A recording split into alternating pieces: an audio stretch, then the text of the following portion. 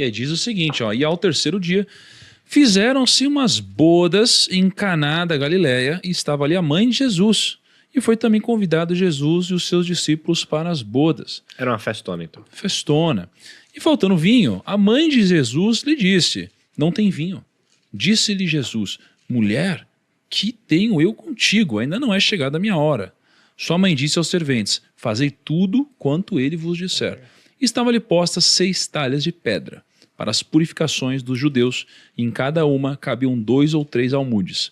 Disse-lhe Jesus, enchei de água essas talhas, e encheram-nas até em cima. E disse-lhes, tirai agora, e levai ao mestre Sala. E levaram. E logo que o mestre Sala provou a água, feita vinho, é isso? Isso. E logo que o mestre Sala provou a água, feita vinho, não sabendo de onde viera, se bem que o sabiam os serventes que tinham tirado a água, chamou o mestre Sala ao esposo e disse-lhe, todo homem põe primeiro o vinho bom e quando já tem bebido bem, então o inferior, mas tu guardaste até agora o bom vinho.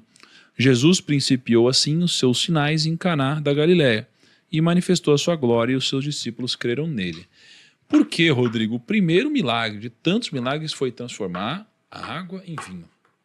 Olha, isso aqui é uma coisa interessante, porque na cultura judaica, a uva ela tem um significado muito especial atrelado ao Messias. O Shabat, que é o sábado, sempre começa com beber um cálice de vinho e o pão. Tá certo? A Santa Ceia, que vai ser no futuro, ele vai colocar o vinho ali. E Jesus... Sangue. O sangue, exatamente, representa o sangue. E lembra que quando o povo saiu do Egito, uma das pragas foi justamente transformar a água em sangue. No Apocalipse também fala das pragas de Deus, e Deus transforma a água em sangue, com o cálice da ira dele. Aqui ele transforma a água em sangue, mas um sangue bebível, agradável. E aí, para ser bem assim honesto com a explicação, eu tenho que colocar 2 maneiras de ler esse texto. 2 maneiras de ler. A que eu leio e que outros teólogos leem. Então, não vou aqui no programa dar só minha opinião. Tá. Muitos teólogos pensam que Jesus transformou a água em vinho mesmo, alcoolizado. Ah, mas você não vai falar aquele papinho lá. Qual papinho? Que não é fermentado. Ó, vamos ver. Vamos ver não se era vinho, era não suco de uva. É suco de uva. Ah, vamos ver. Quer ver? Eu vou dar só um argumento pro papinho. Enfraquece a história. Pode dar um argumento pro papinho? Pode dar um argumento? Não, essa linha teológica aí Não, mas dá. pode dar um argumento? Pode só dar um? Claro. Quem defende que era vinho de verdade vai dizer o seguinte para você. Deve ter sido isso aí que você aprendeu. Deus na Bíblia não proíbe beber. Ele proíbe a intemperança. Exato. Não é isso? Não é isso que você aprendeu? A embriaguez. A embriaguez, correto? Perdeu o controle. Perdeu o controle e tudo mais. Ou seja, a Bíblia não proíbe, a Bíblia não fala de abstinência, fala de moderação. Beleza. O povo já tinha bebido a festa toda. Aí Jesus faz mais bebida alcoólica para eles. Onde é que está a moderação nisso aí? Tem um sentido. Cadê a moderação? O pessoal já tinha bebido a festa toda. Se o vinho tivesse acabado em 20 minutos de rolê, talvez seria álcool. Mas já que o pessoal já estava acima do ponto... Vamos ler de novo aqui. Faz Eu não sentido. vejo moderação nenhuma A se o mãe pessoal passou a festa Cara, toda bebendo e ele dá mais bebida para eles. Você tem que levar em consideração Faz que a sentido. mãe de Jesus que falou. A mãe de Jesus falou assim... Filho, E faltando vinho, tudo, a mãe de Jesus lhe disse, não tem vinho. Filho, Sim, mas aí de casamento novo eu sem volto vinho à é uma pergunta. vergonha. Volta a pergunta. Tá todo mundo já bebido. Ele dá mais bebida Realmente, alcoólica? porque, Onde é que tá a moderação? Mas pera, mas não tinha mesmo? Porque olha só, e foi também convidado... Olha só, vamos refletir aqui, ó. E faltando vinho, a mãe de Jesus lhe disse. Ou seja, a gente não tem informação de que o vinho tinha acabado. A gente tem informação de que Não. estava faltando vinho. Não, tinha acabado. Mas como? Cadê? Aqui, olha, quer ver? É porque você tá lendo uma tradução. Nem a NVI, você tá lendo outra tradução aí A meio... versão que o Pia escreveu. Aqui, ó. E olha o que está escrito aqui, ó. Olha só. Olha aqui, olha o capítulo né? 2, capítulo 2, verso 3. É o combate da palavra. Tendo acabado o vinho, Ih, a mãe de Jesus lhe disse, eles não têm mais vinho. Não, acho que você tá criando isso daí. Não, olha aqui, olha só. Mas o tom de voz dela já era meio arrastado. É verdade. Ó, Acabou vindo. mas olha aqui, ó. Acabou vindo. Mas olha o que vem aqui agora, ó. E disse-lhe, todo homem põe primeiro vinho bom, E quando já tem bebido bem, então inferior. Mas tu guardaste até agora o bom vinho. Realmente já tinham tomado uns vinhos. Pensa né? assim, depois que você tá meio Porque tava bêbado... dando vinho bom no final. Pensa que você tá meio bêbado, você toma uma parada mais doce, parece que é melhor, entendeu? Então pode ser que... Mas calma, às vezes tem um sentido. Pode ser. Como é que é? Não, álcool não é um gosto agradável, né? Você não tava lá também pra saber. Eu sei, mas álcool não é um gosto agradável. Então, se ele vai no mercado tomar um comprar negócio vinho. sem álcool, pode ser mais agradável, realmente. Olha, parece que é mais gostoso. Agora, na boa, Aquele assim, que quer defender mesmo. né? Eu tô defendendo eu aí. respeito, é lógico. Você sabe que a gente sempre tem Sim. ponderações diferentes, mas respeitosas. No passado, uns 40, 50 anos para trás, igreja evangélica e protestante era abstêmia. Pastores e membros todos. De um tempo para cá, menos os luteranos. Os luteranos sempre gostavam. O Lutero gostava de uma cervejinha e tudo mais. Mas, geralmente, os outros batistas, presbiterianos, eram abstêmios. De um tempo para cá, começaram a flexibilizar isso aí. E eu tenho em casa documentos falando que o grupo de risco com maior para alcoolismo são pastores e padres. Padres por causa do vinho da missa. Isso aqui não é o Rodrigo falando para detonar, não. Tem artigo científico publicado nisso. A quantidade de padres. Eu dei aula numa faculdade evangélica, que não vou falar qual, que eu substituí um professor, pastor, que o problema dele era o alcoolismo. Já conversei com um médico cardiologista, que aquela velha história de um pouquinho de vinho todo dia é bom para o coração, ele falou assim, a Associação de Medicina nunca vai recomendar isso, porque ninguém vai ficar só num tantinho. Alguns podem ficar, outros não. Pessoal perde a linha. Então, assim, eu respeito quem tem diferente, mas eu, particularmente, eu assumi a postura da abstinência de vinhos e qualquer outra coisa. Mas Rodrigo, por que está escrito vinho, então? Bom, aí é o seguinte, naquela tradução época... tá errado? não é que está errado, é porque é igual em português, manga. Pode ser tanto manga de camisa como manga de chupar. Mas a palavra é a mesma. Em inglês você tem duas palavras diferentes. Você tem mango e sleeve.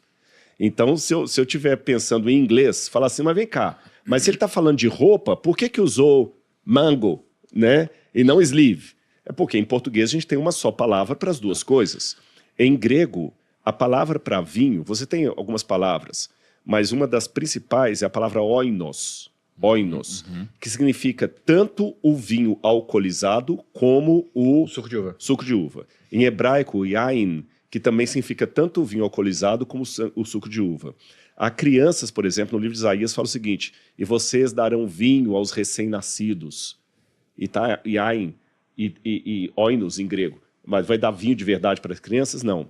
Quando você vai no estudo da cultura greco-romana, você descobre uma coisa muito interessante. O vinho alcoólico, que o vinho só dá uma vez por ano a uva, né? Tem essa questão, como é que você vai mantê-lo não alcoólico o ano todo? Eu vou explicar isso daqui a pouquinho. Na cultura greco-romana, o vinho alcoolizado não era de bom tom. Eu vou fazer uma comparação e vocês vão entender. É como a maconha. Eu sei que tem muita gente que usa maconha, tem professor universitário que usa maconha, tem alguns que brigam para a legislação da maconha, etc, etc, etc. Mas o fumar maconha ainda é uma coisa abjeta. Tanto é que se eu chegar aqui fumando uma maconha, você não vai ter podcast. Já deu rolo no passado alguém que fez isso. Sim. Não é isso? No passado, o pessoal... Inclusive esse daqui saiu de lá e veio para aqui. Aí o que acontece? No passado, o pessoal tomava vinho? Tomava.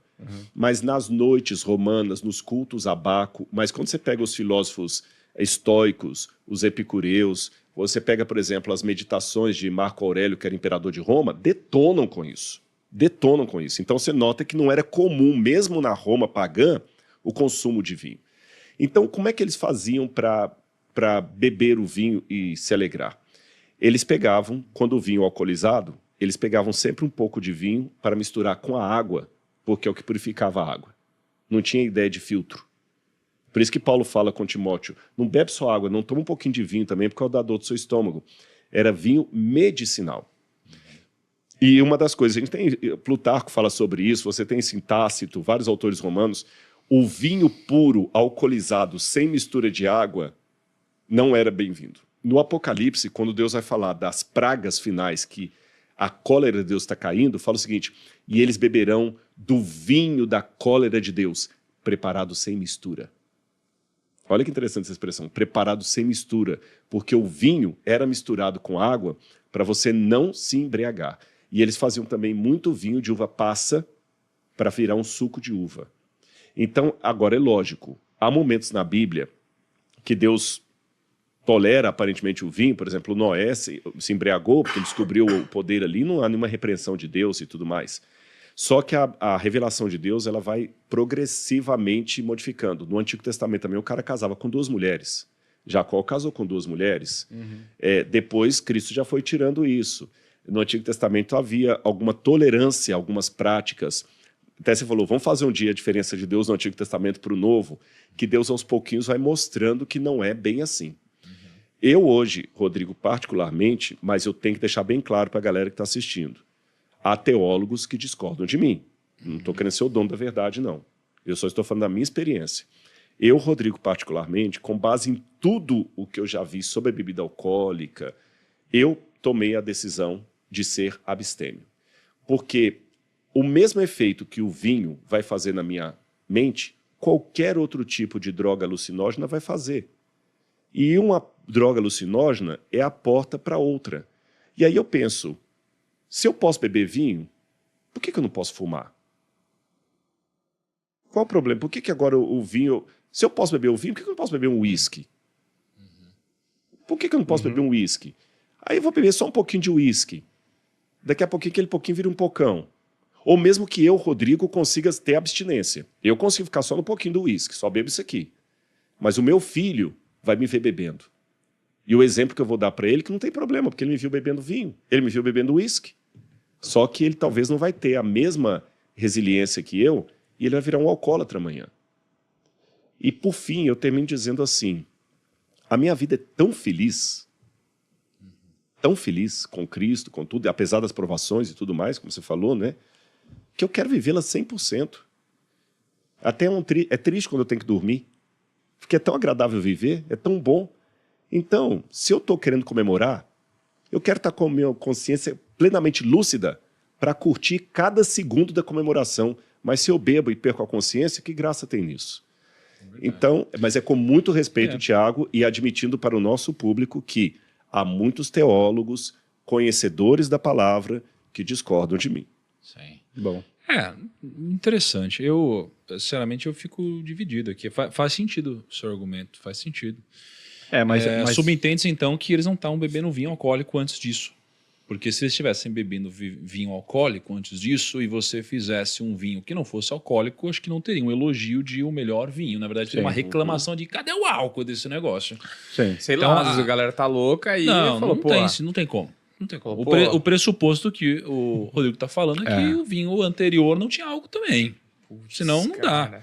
Cara, pega você toma qualquer bebida alcoólica. Toma refrigerante, aí de repente tem um refrigerante sem gás, ou sei lá, ou você toma uma bebida alcoólica e de repente vem sem álcool. Você vai pegar e fala, não, peraí, pode ter de muita qualidade, mas cadê aquilo, entendeu? Não dá. Quem bebe sente a diferença. Um suco de uva da Superbom é diferente de um vinho bianco. Mas eu vou Você tá tomando café com açúcar, você gosta de café com açúcar, aí vem o melhor café de todos, sem açúcar, você fala, não, tá faltando um açúcar. Cara falando, cadê Agora o melaço? pronto, vou pegar um ponto aqui, ó. Você que tá muito nessa parada de... Só uma coisa, eu não tô defendendo que eu sou alcoólatra, não, tá? Só pra deixar Não, mas claro. só pegar um argumento. Você quer transformar em... O Tiago, até dando lição de moral em mim, que você tá sem querer, você tá muito focado nessa parada de alimentação. De se cuidar do seu corpo, e a gente vê as mudanças visíveis e tudo mais. Aí você deu um exemplo aí, o café sem açúcar. Sim. O café com açúcar é bom? Em termos de gosto? Sim. Em termos de saúde? Não, em termos de saúde, não. Não. Então, como você falou o seguinte, é igual o cara que está acostumado a tomar muito café com açúcar, quando você dá o café sem açúcar, ele fala assim, tá amargo. Então, a mesma coisa é a bebida. Quem está acostumado a tomar realmente vinho, você tomar um suco de uva, tem suco de uvas tão gostoso aí, ele vai achar sem graça.